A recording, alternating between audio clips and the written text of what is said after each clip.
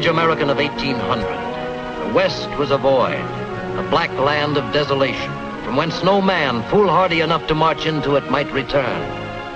But two Americans did lead a party into the bleakness, setting down the facts of the wilderness, binding the continent from ocean to ocean with the truth. These leaders were Meriwether Lewis and William Clark. Together, they unveiled America's destiny. William Clark was born in 1770 in Albemarle County, Virginia. Following in the footsteps of his older brother, George Rogers Clark, conqueror of the Revolutionary Northwest, William Clark became a lieutenant in the Army of the United States. Meriwether Lewis was born in 1774 at Locust Hill, the family plantation, which was not far from the home of Thomas Jefferson. As a youngster, Lewis loved to ramble about in the wilderness. Both Lewis and Clark served under General Anthony Wayne, who trained his troops to a fine point for wilderness fighting. In 1800, Thomas Jefferson, then President of the United States, appointed Captain Lewis to be his personal secretary. Full salutation, Lewis. You know, you've been most melancholy these past few days, my boy. I didn't realize that. Oh, you didn't realize that I hadn't forgotten that little plan of ours. Tell me, Lewis, do you think it's really possible that there are prehistoric mammoths out there? Out where, Mr. President? Why, out west, of course. Beyond the Mississippi, in the Emperor Napoleon's territory. I've heard that a huge mountain of pure salt lies out in that wilderness. You may be the first white man to ever see that wonder. Mr. President, you mean the expedition? Yes, Lewis. Finally, the expedition to the west. You love to take long walks by yourself in the forest. I mean for you to have your fill of them. You can't know what this means to me. Not half of what it can mean to your country, Lewis. Your job will be to command a corps of discovery, to find the best land route to the Pacific. You will map the land's topography and note its plant, animal, and mineral resources. You will bring this government into touch with the Indians of the West and help divert the fur trade. But, Mr. President, the land belongs to France. Not for long, I hope. And most of the trade is being done by the British from Canada. We'll take it from the British and divert it down the Missouri River to St. Louis. That's why your party will travel up the Missouri and find its source.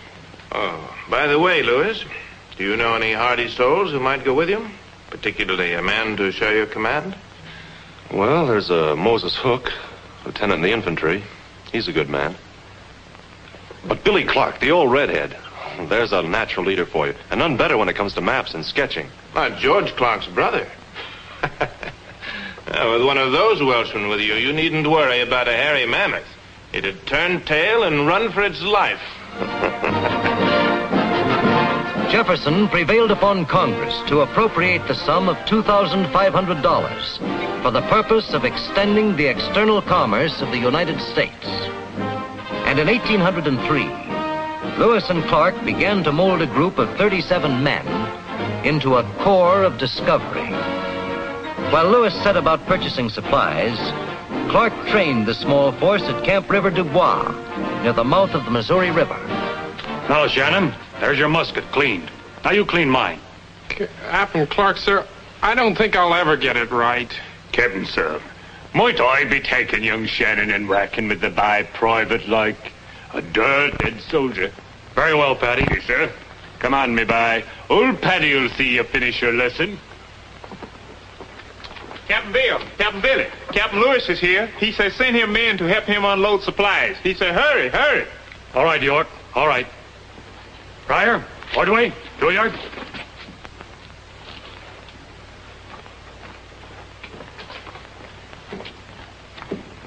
Captain Billy, Captain Sir, that fool Captain Lewis done brought all manner of fool thing with him from St. Louis. Mern, how are you? Sure good to see you back. Did you see them transfer the territory at St. Louis? Oh, that I did. First from Spain to France, then from France to the United States. All in a matter of 2 days. Very formal, but the land is ours. Yahoo! Jefferson did it. The Corps Discovery won't need passports now. That's Yankee land, and all for $15 million. The Louisiana Purchase. And what did the captain bring back this time to overload the boats and break our backs on the trails? Oh, mostly Indian presents this time. Tomahawks, red flannel, combs, butcher knives. 4 dozen of them. 8.5 pounds of red beads. And 73 bunches of assorted beads. 15 dozen scissors. 2,800 assorted fish hooks. Just a few odds and ends. I know. One of the most important missions of this journey is to make a good impression on the Indians. Build up a happy trade with them. And to keep the men happy, I managed to bring our total supply of whiskey up to 30 gallons. That should get us well started. By the way, Captain Lewis, I got a letter from the War Office. Good. They finally got around to recommissioning you as a captain. Not as a captain, as a lieutenant in the artillery. What? Look here, Mern, you said we'd be co-commanders on this campaign. Well, that's the way I've always spoken of it. That's the way the men think of you. You've just as much authority as I, Billy, and that's the way it stays. Captain, with quotation marks around it, eh? I picked you, Billy, because I knew you could lead. I'm depending on you, Captain. You've got the confidence of the men. Together as co-commanders, we'll get to that Western Ocean and back again. Agreed? Agreed.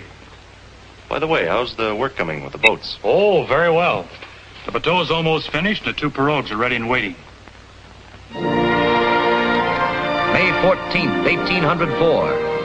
The Lewis and Clark expedition started up the wide Missouri. It moved upstream through the last outposts of white man's civilization. By October, the party had reached a point 50 miles north of modern-day Bismarck, North Dakota. Lewis and Clark selected this site for winter quarters.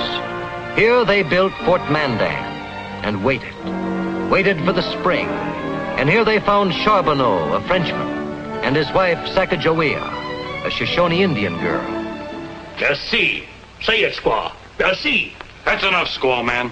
Oh, but of course, Captain. Still, Charbonneau does not understand. She is but a squaw. Among the Indians, she is less than nothing. At the most, property.